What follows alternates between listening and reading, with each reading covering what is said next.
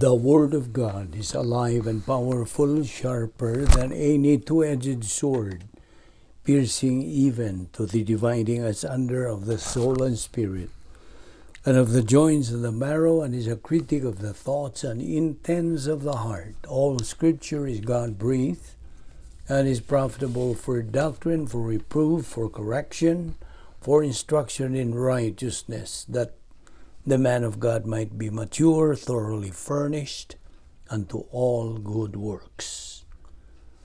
As usual, following our customary procedure, the next few moments are devoted to silent prayer, the purpose of which is to prepare ourselves properly and academically for the study of the Word of God.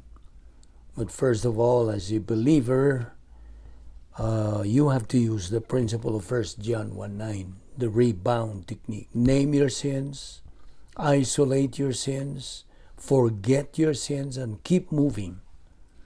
But for you, unbeliever, it is faith alone, in Christ alone. Therefore, let us pray.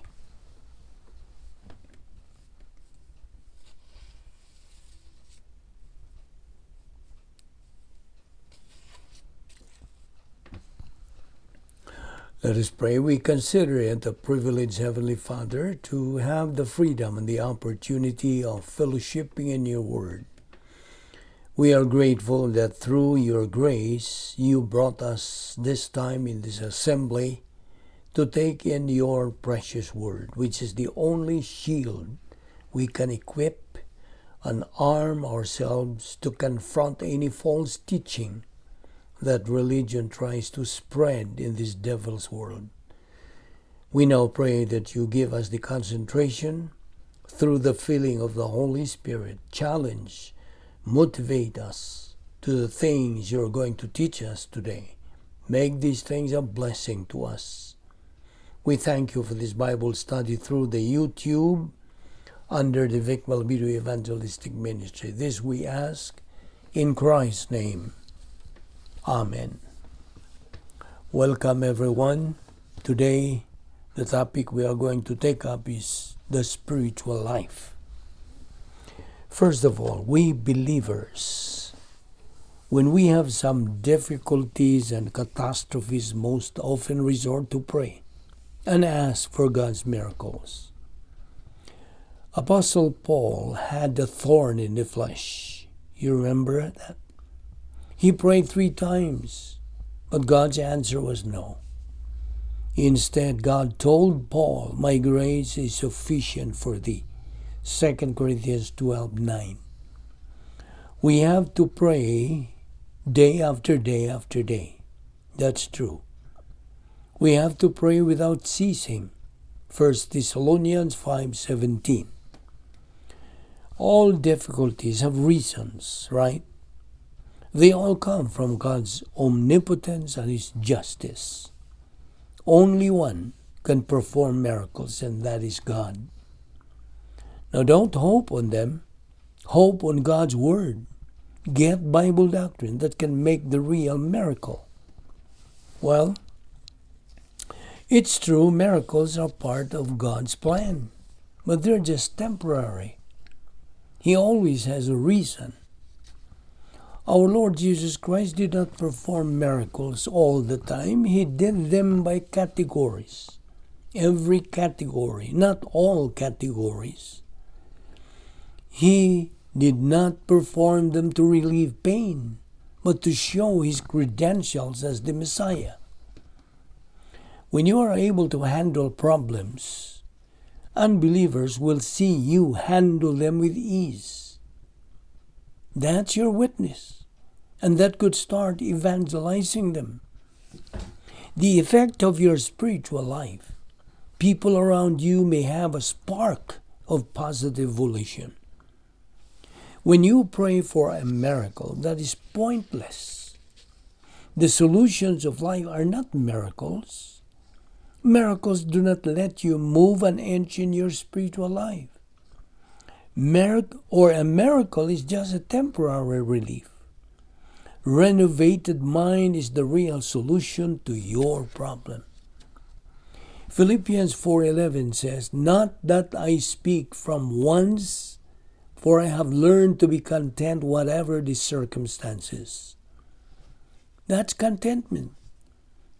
God never leaves us. Hebrews 13:5. Now Paul gives us the real solution to problems and situations.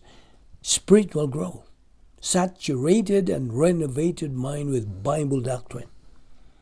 We do not pray for anything that's out of God's plan. We pray because we are spiritual, not we are spiritual because we pray. But the problem is, you do not know God's plan. Now, there are doctrinal rationales.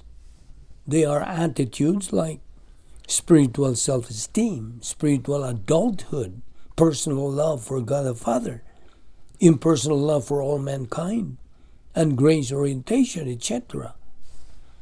Now, know God's plan by renovating your mind with the mind of Christ. 1 Corinthians 2:16. The secret of spiritual life is consistency and persistency in spiritual momentum. That is spiritual growth. In verse 11b, Philippians 4, "For I am content in whatever state I am, therewith to be content." Now, Paul's contentment did not just happen quickly. It progressively happened. Contentment is a way of life. As you progress in your spiritual life, you can have it gradually. Paul's experience of contentment can be acquired by you. How? By growing up spiritually. Renovate your thinking with Christ's mind. 1 Corinthians 2:16. Philippians 4:12 says, "I know how to get along in adversity or in prosperity. I have learned." Now, I have learned the secret. Actually, it's not a secret. It's a mystery doctrine. It's God's open secret for every believer. In verse 13, "I can do all things through Him who strengthens me." That's not positive thinking only. It is God's comfort, endurance, and encouragement. In 1 Peter 5:10, "And the God of all grace, who called you to His eternal glory in Christ, after you have suffered for a little while, will Himself restore you and to perfect you, to make you strong, to make you firm, and to make you steadfast." So you try to read again 1 Peter 5:10 and understand it very well. So be content with what you now have, because God has said, "Never will I leave you, never will I forsake you." You see, contentment is a Christian virtue, a byproduct of spiritual maturity through the constant, consistent use of the problem-solving devices of God, metabolized Bible doctrine, etc., self or spiritual self-esteem, etc. Thank you for listening to our study on spiritual life. God bless you.